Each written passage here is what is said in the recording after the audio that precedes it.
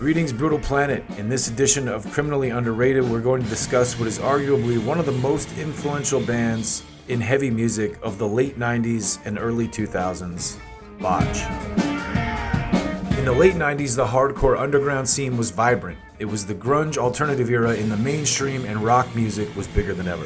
In the underground, straight edge and punk hardcore bands like Snapcase and Earth Crisis had created the template that defined the new heavy, but that was about to change. Extreme metal styles had begun to be fused with punk and hardcore in the underground scenes across America. Suddenly, instead of just punk influences, you were starting to hear death metal and prog rock influences in the mix. Just a couple of decades earlier, punk rock had been born out of a backlash to the pretentiousness of prog rock. Prog was flashy, technical, and overthought, while punk was raw, simple, and emotional. In the late 90s, these two opposing styles began to merge into the genre we now affectionately call math rock, math metal, or mathcore. Bands like Mr. Bungle had showcased an ability to blend elements of jazz, prog, ska, and death metal. They raised the bar, and their influence was undeniable at the time. You could hear it reverberating across the punk and metal world. On the East Coast, you had bands like the Dillinger Escape Plan, Candiria, and Converge popping up. Bands that were fusing punk sensibilities with the technical prowess of metal and jazz players. Out on the West Coast, one of the early mathcore bands doing the same thing who really stood out was Botch. While a band like Dillinger's music was very angular and jagged,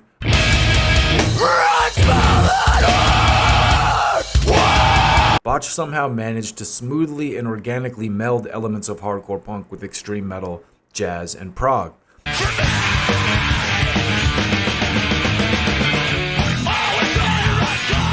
There's an argument to be made that Botch, more than most bands of their era, greatly altered the trajectory of hardcore and heavy music, releasing just 2 full-length albums and a couple of posthumous compilations. They actively sought to evolve the hardcore genre while poking fun at a lot of their peers and the overall one-dimensional attitude in the scene at the time.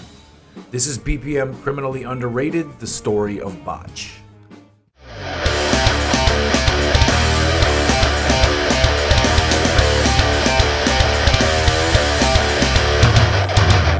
Our story begins in Tacoma, Washington in 1993.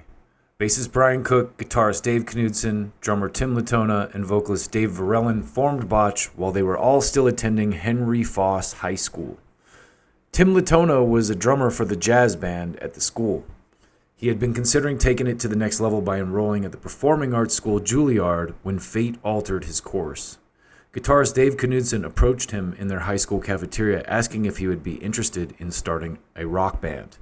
Knudsen recalls, "We were probably 16 or 17. I brought my amp over to Tim's house and we ended up on his back deck playing Helmet covers for a couple hours.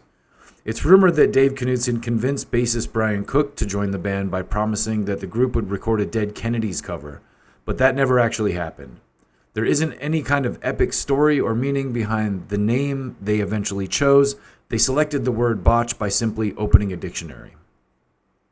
Early songs written by Botch were described by Knudsen as some of the worst music you've probably heard in your life.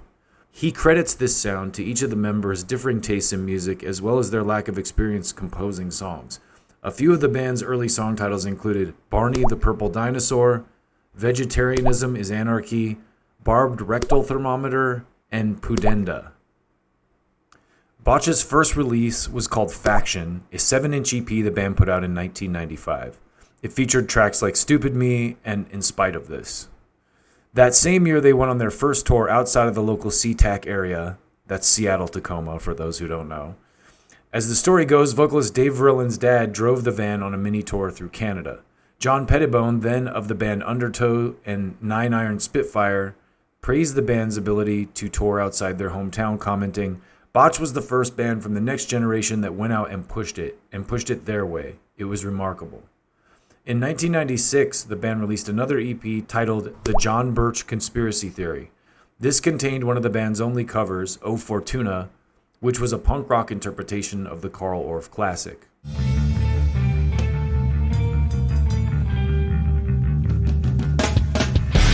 In early 1997, Botch went on a 7-week tour throughout the United States and Canada with Ink and Dagger and Nine Iron Spitfire. This tour gained the band a significant amount of exposure and is when they really began to break through. According to Brian Cook, Ink and Dagger were kind of a big deal at that point, so we were playing a lot of club shows. I think we did a show at some theater in Buffalo, New York with Snapcase, and there were like 1,000 people or something like that. Later on in 1997, Excursion Records released The Unifying Themes of Sex, Death, and Religion. This was a 9-track compilation album composed of the band's first 2 EP releases in their entirety, The John Birch Conspiracy Theory and Faction. And it also included the track Closure, which the band wrote for the various artists compilation I Can't Live Without It. Basically, this was the band's early releases all rounded up into a single location. Botch's musical style is typically described as mathcore or more basically metalcore. The group's technically complex music, along with their use of odd time signatures, is what puts them in the mathcore category, and they are in reality one of the pioneering bands of this subgenre. Inspired by bands like Helmet and Alice in Chains, when Botch originally formed, they played in drop D tuning. According to Brian Cook, in this tuning, you could play a power chord with one finger right away. I was like, fuck. I was 16 and barely knew how to play the instrument, and all of a sudden it was tuned differently than what I was used to. Early demos were described as sounding like chugga straight edge hardcore style stuff. During the early years, while the band was still searching for its own identity, Botch contemplated becoming a straight edge band. All of the members admired the Seattle straight edge group Undertow, one of the biggest names in the local Seattle hardcore scene at the time. Cook also expressed appreciation for the first albums of vegan straight edge band Earth Crisis. On the group's feelings towards straight edge, Cook said, "At first we thought straight edge was cool because we didn't like drunken frat boys.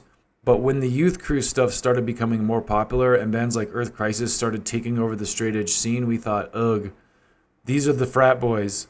Other bands we know might drink, but at least they were fun to hang out with." Knudsen's guitar playing was influenced by the crazy and angular bands like Angel Hair and Drive Like Jehu, the latter of which is now seen as particularly influential on the mathcore genre. He was also influenced by heavier bands like Metallica, Sepultura, Soundgarden, and Meshuggah.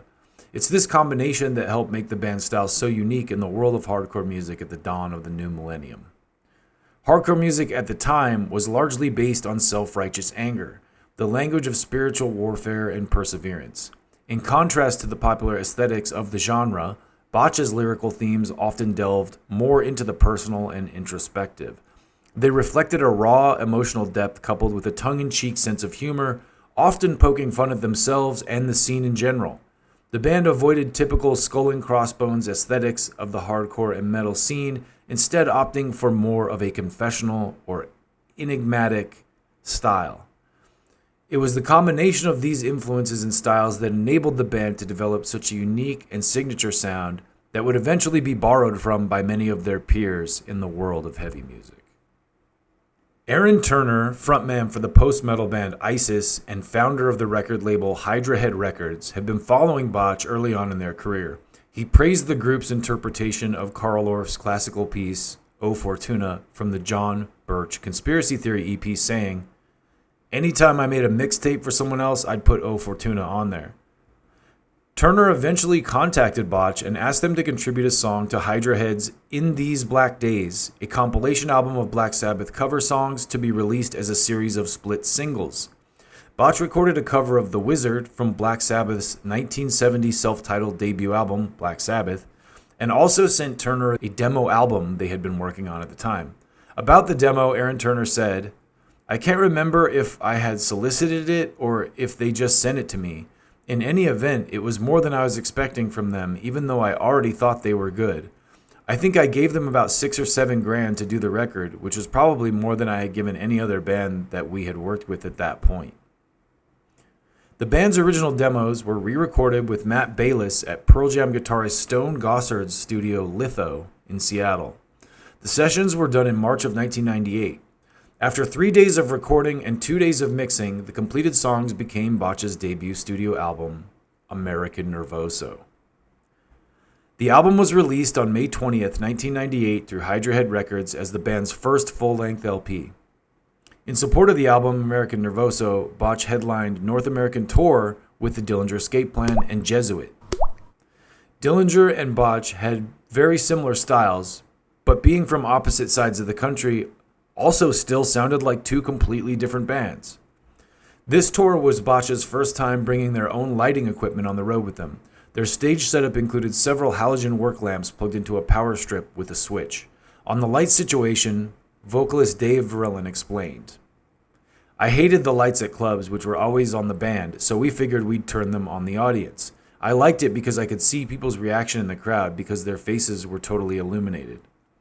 As a warm-up for their sets, Botch also began playing music from the girl group Destiny's Child before they went on stage. Say my name, no one is around you.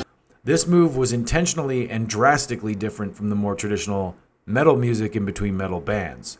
At one point, the band were also rumored to be recording a Destiny's Child covers EP.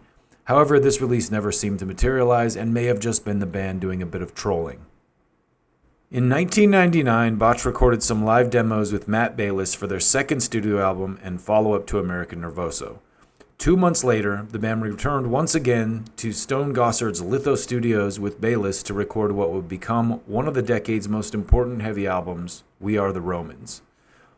The group only had approximately 1 week to track the album, and according to Knudsen, the band rushed to get everything done and do it as well as we wanted to. As a last-minute addition to the album, Botch rewrote and re-recorded the song Frequenting Mass Transit, originally released on a split with the Murder City Devils, and changed the title to Frequency Ass Bandit. We Are the Romans was released in November 1999 through Hydra Head Records on both CD and double LP vinyl formats. The title of the album is derived from lyrics to the album's closing track, Man the Ramparts. According to Verellen, "Brian thought it would make a great title, but I thought it was a totally silly gladiator song. The riff is kinda huge, so I was thinking about chariots and fire and stuff like that. It sounds like I pulled the words out of Conan the Barbarian."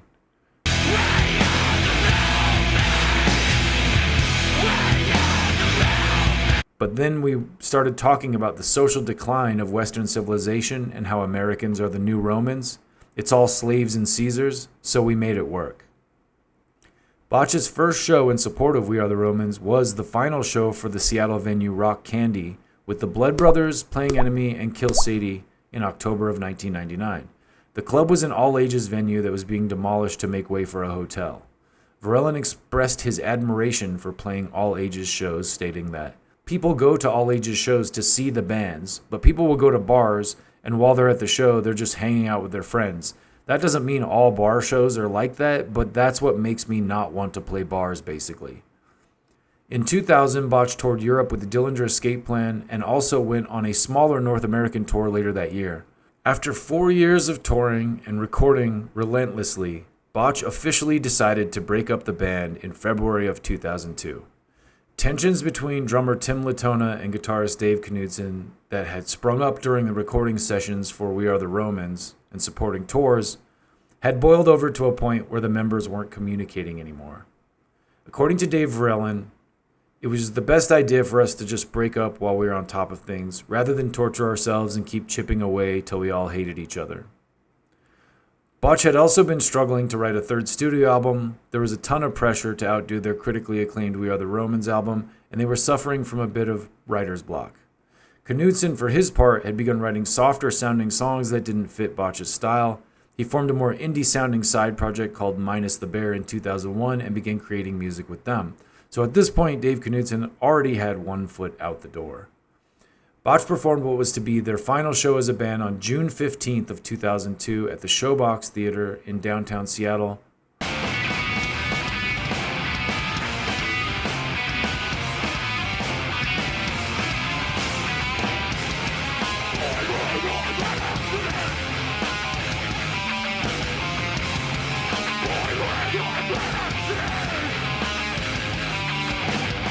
When asked about the possibility of a reunion during a 2002 interview with the band, Dave Verellen said, "I'd be the first in line to keep this goddamn band together." In the same interview, however, Knudsen was quoted as saying, "I could totally see doing anything with any of those people that's not Botch, but something else that's creative and fun and maybe more aggressive." Several years later, in a 2009 interview with Brian Cook, he revealed that Botch gets asked to play reunion shows on a regular basis. After Botch disbanded, Cook maintained that he would never reunite the band, But then in a 2014 interview, he revealed that other members of Botch felt like the band ended too early and that they had begun urging him to stop saying the word never in regards to a possible reunion.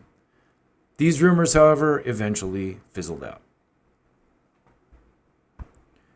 Before disbanding, Botch put together and recorded a 6-song EP titled An Anthology of Dead Ends. It was a small collection of songs they had written before deciding to break up the band. The EP was recorded in March 2002, an event which was described by producer Matt Bayliss as being incredibly tense. On the album's content, Dave Vreeland said, "2 of the tracks are things we did live that we just wanted to record, and one of the songs was just a riff we never got a song written for, but it was just such a good riff." Hydra Head Records released an anthology of Dead Ends on October 15th, 2002, about 4 months after Botch played their final show. Also in 2002, Excursion Records reissued the Unifying Themes of Sex, Death, and Religion under the name Unifying Themes Redux, and included several additional tracks from Botch's split albums and compilation contributions.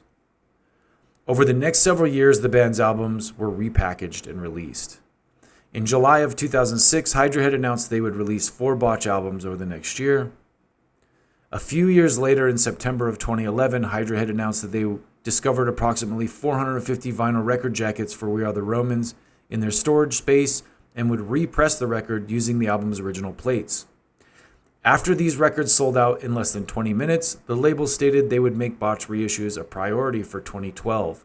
The excitement about the band was clearly still strong more than 10 years after they had decided to hang it up. The Botch Reunion. Hydra Head Records eventually went out of business in 2020, leaving Botch's catalog without a home. It was subsequently removed entirely from online streaming services.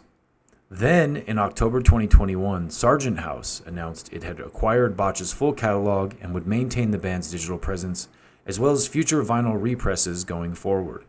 The announcement from members of the band also teased, quote, exciting things in 2022, which created speculation among Botch's fan base that there may be a reunion. Cook later clarified, "You might have seen the news that Sargent House is bringing the Botch catalog back. We're very stoked, but to dispel any confusion, we are not reuniting."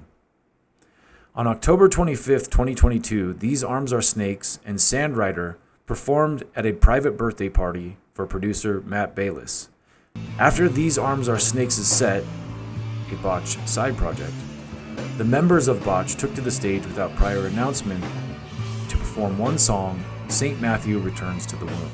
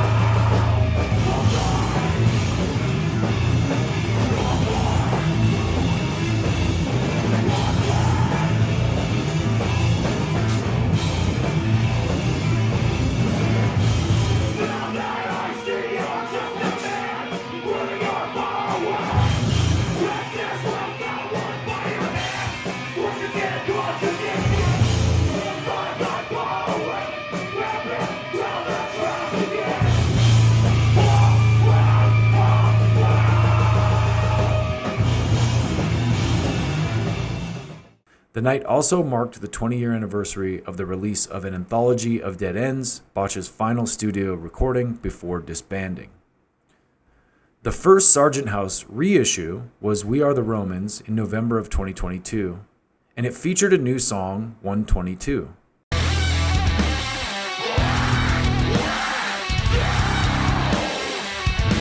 This again roused the excitement of the Botch fan base. The band had regrouped to write and record the song, but the members of Botch insisted the band had not reunited and was not active. Finally, a few months later, Botch announced a pair of reunion shows in Seattle on February 24th and 25th, 2023. After the tickets to these shows sold out in 13 seconds, Botch announced a third reunion show in their hometown of Tacoma on February 17th. Eventually, coinciding with the Sargent House re-release of American Nervoso and their Tacoma reunion show, Botch announced a 14-date U.S. tour for October through December of 2023. For their part, Botch continued to claim they had no plans for a reunion beyond this tour. Knudsen was quoted saying, "There's no more music for Botch on the horizon. We're doing these shows and then it's done. It's going to happen for a very finite amount of time." In October 2023, the band announced a final EU and UK tour for March 2024, spanning 14 dates, with 3 of these being in the UK. In May 2024, the band embarked on their first and only tour of Australia. The band played their second final show at the Showbox in Seattle on June 15th, 2024, 22 years to the date of their original final performance in 2002.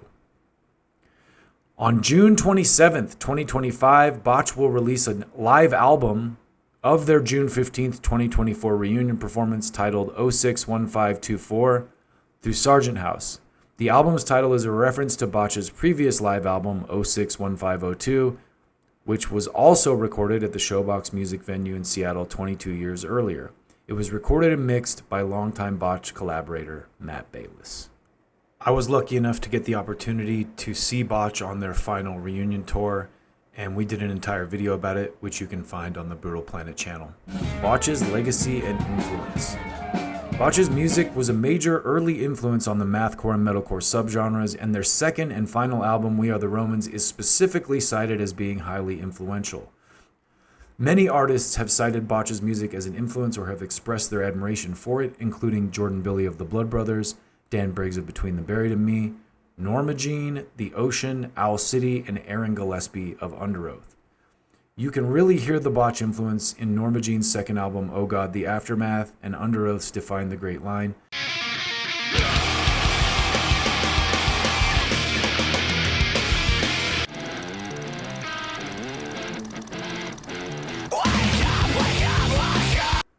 Despite Botch's level of acclaim after their demise, the group was poorly received by the local Washington hardcore scene during their existence.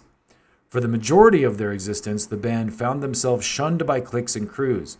Latona described the negative reaction as disheartening, and that Botch thought the group had something cool to share with people, but they were total assholes to us. In the late 1990s, the group's complex music wasn't seen as very accessible, and their constant poking fun at the scene was not warmly received by their peers. In addition to playing complex music, Botch actively avoided common hardcore stereotypes. Before walking on stage, for example, they warmed up the crowd with pop music instead of heavier music. Say my name, if no one is around you. In a move that was way ahead of its time, Botch sold a t-shirt that featured 2 shirtless homosexual males sitting close on a couch with the words, "Botch, the best boy band ever," written directly below. Cook designed the shirt by tracing an image out of a homosexual pornographic magazine and drew a beer bottle over the cock, which was meant to be a rebellion against all the typical skull and switchblade imagery that was prevalent in the hardcore scene at the time. Botch wrote songs such as See Thomas Howell as the Soul Man, which openly mocked straight-edge bands like Race Trader and other bands with lofty political ideals. The band also cited living in Tacoma, Washington, and being isolated from Seattle as another reason they were not accepted into any of the regional musical scenes. In a 2011 interview with Rock Sound, Dave Verellen said, "A lot of Seattle didn't like us, so we just did what we did. When We Are the Romans was released, people were like, yeah, it's good, but like anything in that genre at the time was a slow starter because it wasn't exactly palatable. Hydra Head was stoked on it, and slowly we started to get more press and play bigger shows. But even this week, I've talked to more people about that record than I did when it came out. The members of Botch have mixed feelings about their posthumous acclaim. In regards to what fans are willing to pay for out-of-print merchandise on eBay, Latona said, I don't mean to sound like a dick, but it's like, where were you in 2001? He also continued saying, on the other hand, it's flattering to hear that people even give a shit about what we did because I fucking love what we did. Knudsen also said the continued interest in Botch was flattering, but that it would have been great if there were a ton of people at our shows in '98, but that's how it goes. While members of Botch don't seem impressed with many of the bands who they inspired, Knudsen admitted to ripping off Soundgarden and Sepultura while writing for Botch. He said that playing the songs that you love is part of progressing as a musician, and that sometimes you can make it into your own thing and then own it, which is how I feel we did it. Cook said the band's sound being ripped off really bummed him out, but that imitation is the highest form of flattery, I guess. And it's cool that people got something out of Botch. But one of the big parts of appreciating music is understanding the context in which that music exists. And I guess that's how I feel about these bands on Warped Tour that sound like Botch, but don't really have anything in common with Botch. They don't have the same ideas about music and what music should do. They're just selling t-shirts.